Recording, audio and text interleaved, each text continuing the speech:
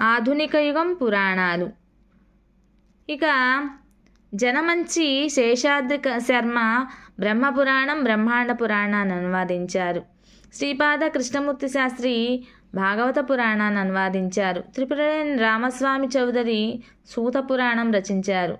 మదనాపంతులు సత్యనారాయణ ఆంధ్ర పురాణాన్ని రచించారు.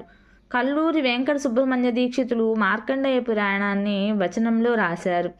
ముదిగొండ నాగవీరయ్య శాస్త్రి శివపురాణాన్ని రచించారు. శ్రీ మల్లాది సూర్యనారాయణ శాస్త్రి ఆంధ్ర భవిష్య పురాణాన్ని రచించారు. చివుకుల అప్పయ్య శాస్త్రి గర్గభాగవతాన్ని రచించారు.